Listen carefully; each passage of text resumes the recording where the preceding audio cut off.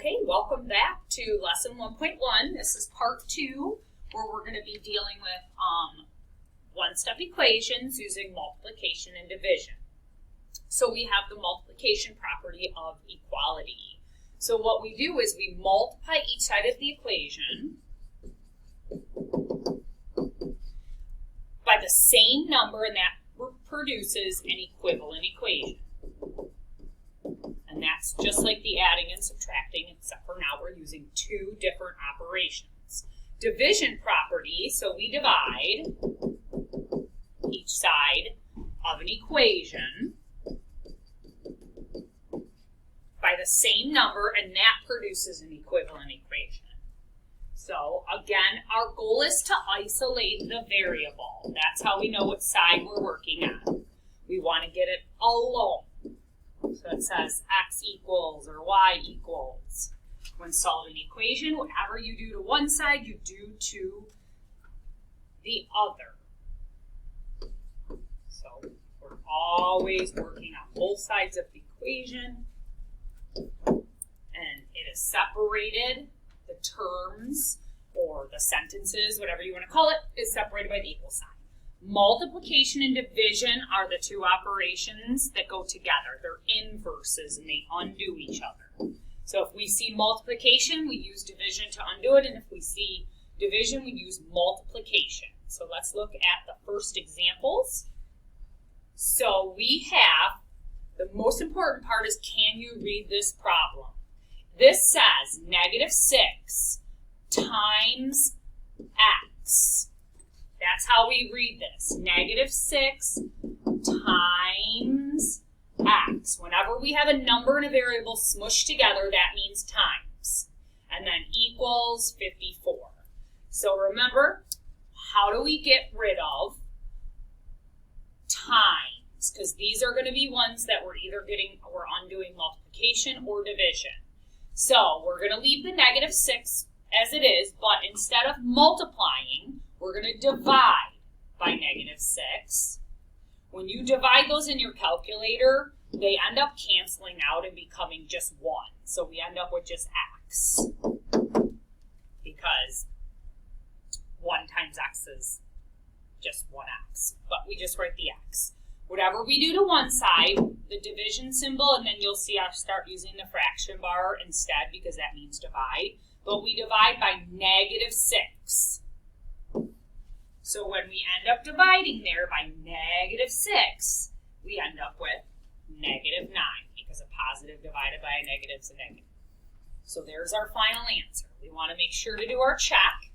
So I'm going to go and put it in, -6, and then I use parentheses just so that you know that means times as well, times -9 equals 54. If you put these two numbers, negative times a negative, you will get positive 54 in your calculator equals 54. That checks out, so we are correct. Next problem, we want to make sure we can read the problem. This says D, and that fraction bar means divided by 2, or whatever is under it. We have to know how to read it in order to figure out what to do.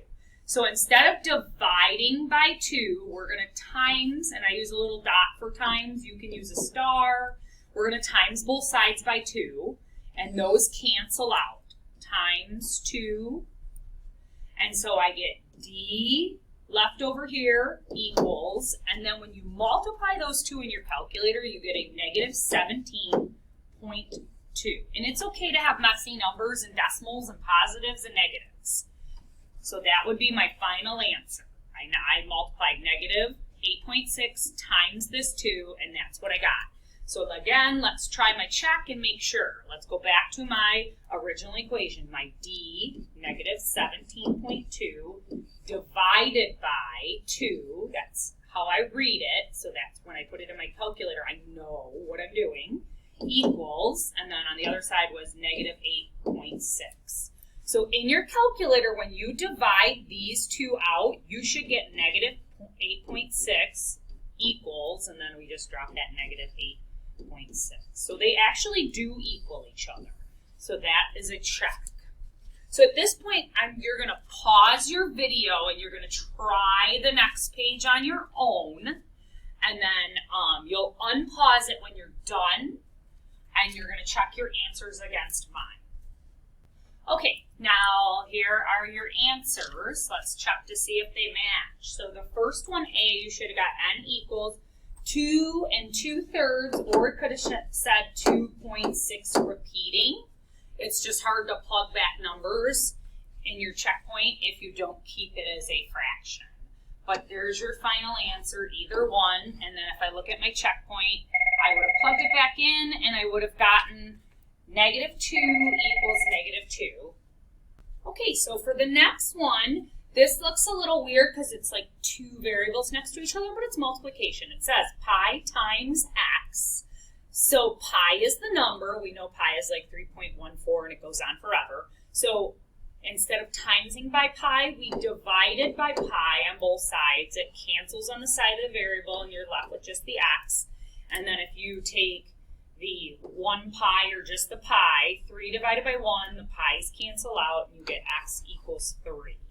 And then if we plug it back in, 3 times pi or pi times 3, it's the same thing. They check. Let's look at the next one.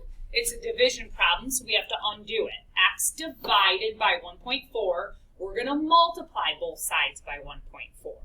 So they canceled out on the side of the variable, and then we multiplied over here. Whatever you do to one, you do to the other. So when you multiply those two in your calculator, you get x equals 0.168. And then you plug it back in. Again, the division bar is a fraction bar. It's the same thing. And then the last one is nice. It's kind of a guess and check.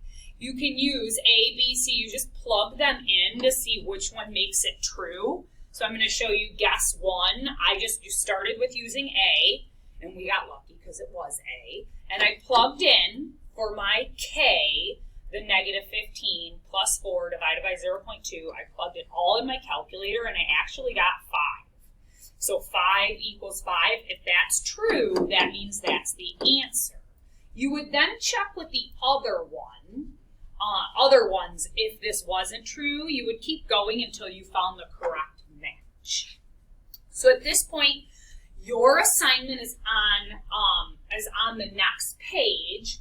You are going to be doing this work on your own for multiplication and division. This is part 2 of the one-step equations, and I want you to make sure you check all your solutions. And then you can either print this out or bring it on a piece of paper the next time I see you. So this is the end of all of 1.1. Make sure you've watched both parts of the notes and you have the